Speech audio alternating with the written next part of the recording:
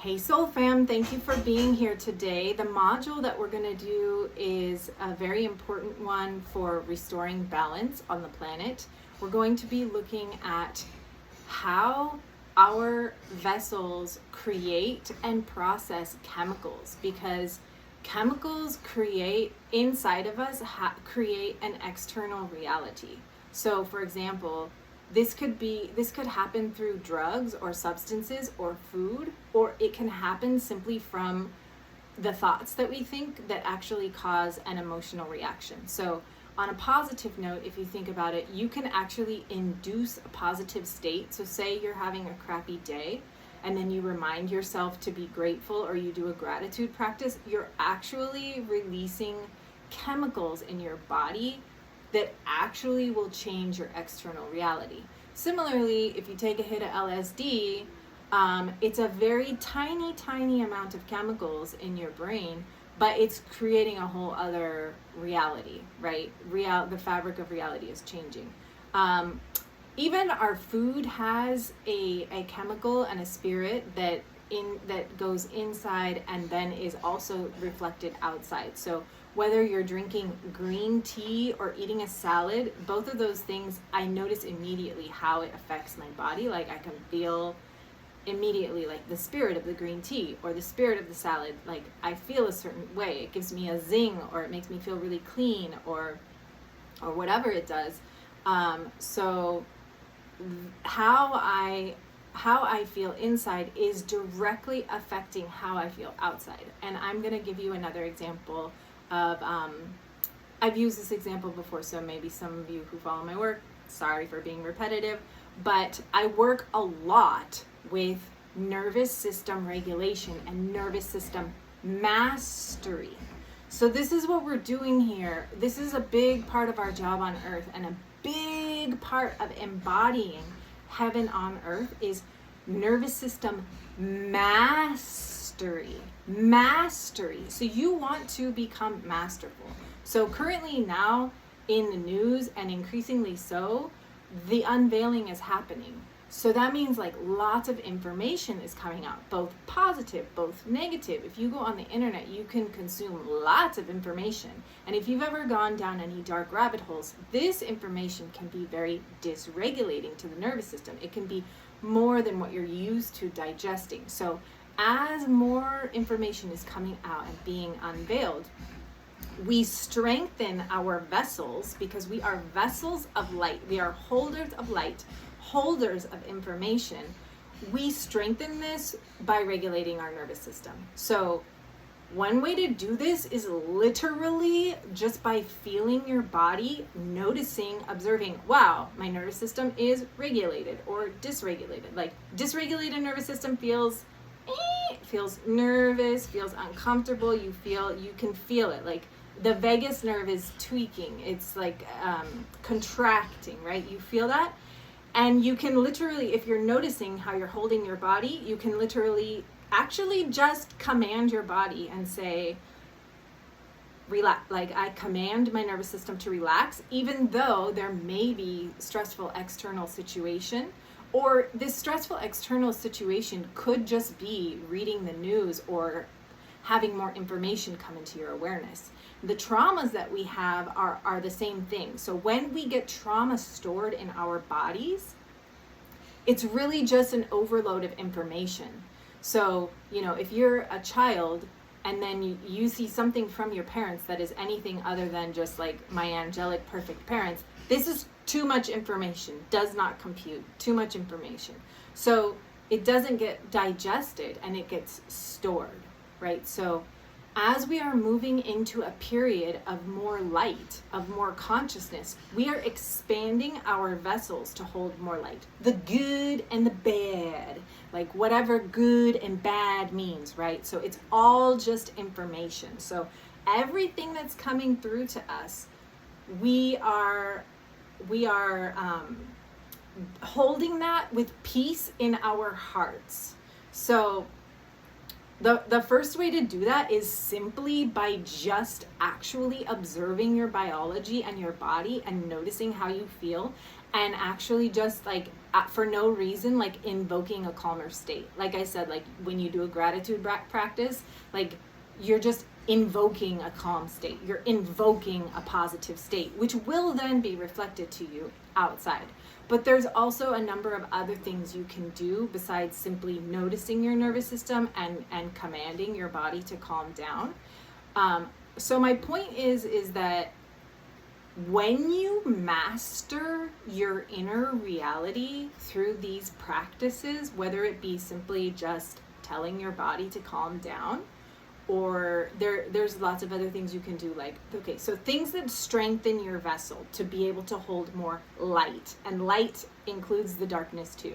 Light is just information. Things that strengthen it are like exercise, yoga, meditation, religious tools like prayer and stuff. Like if you get caught in the dogma, like that could like send you down some detrimental mind fuck. But the tools, like singing, prayer, meditation, community, these things can be helpful. So all of these things, commanding your nervous system to regulate, yoga, any kind of art, nature, all these things like make our vessel stronger and help us digest more information, more light. So we become bigger lights, stronger vessels of light. Now, when you walk into a room, whoever is holding the strongest current of energy, the other currents in the room will attune to that, So we are constantly entraining with our environment. So it can be like when I go back to the United States, that's a really strong current. So I'm holding my vibe. My vibe is like, I can make my vessel really strong and really, really clear. And I have like a huge current connect to source and I can feel so good. And then I jump back into the United States and I'm in this like white water rafting of a shit show that's going against my current. And so if I stay there long enough, like this last time I was there for 6 months, like the entrainment, it's hard, you end up like eating pizza and like staying indoors. You end up having to entrain with that reality because everything is vibrational. So if you have TikTok clocks and you put them all in one room, they will eventually all be tick-tocking together. This is because of entrainment. I learned this when I was learning how to do sound healing. So the first thing you do with a sound healing is you beat a drum. Everyone's there in the circle and you begin to beat a drum and everyone in that circle becomes neuralinked. And I'm not talking about Elon Musk here. I'm talking about our natural biology. So when you're in the forest, you are entraining with the trees. Like the trees have a really peaceful vibe and they're surrounding you and you're joining with the chorus of the trees. If you go into a city, you can hold your vibe for a while. You can hold your peaceful vibe. There's a lot you can do to cultivate your own vibe. Like I said, all these practices, art, nature, meditation, simply commanding your nervous system, gratitude practice, all these things are things that we do to entrain ourselves to become masters of our reality and to cultivate. So a cultivation is like, so you have chaos, just like, blah, blah, blah, right? And then you have like cultivation, which is a practiced organization that creates a momentum around it. So for example, if I do a practice one time, like I do these meditation practices, visualization practices, where I'm traversing certain pathways of light. So the first time I do it, it's a very thin trail. It's like I got my machete out there in the jungle and I'm beating down that trail for myself to find this pathway of light. Now, if I walk that trail every day, that is a cultivation. Then it's like more momentum behind it. So the more we cultivate ourselves with mastery, the more we can hold our vibration. So I was really soaking up this nature, harmony, peaceful vibration, stewing in it, soaking in it, cultivating it for, let's say, 6 months solid. I was just completely barefoot, completely rising and setting with the sun, totally eating local fruits and vegetables, and I just got so soaked up with lots of momentum, tons of momentum, and like strength, really rooted, grounded in this.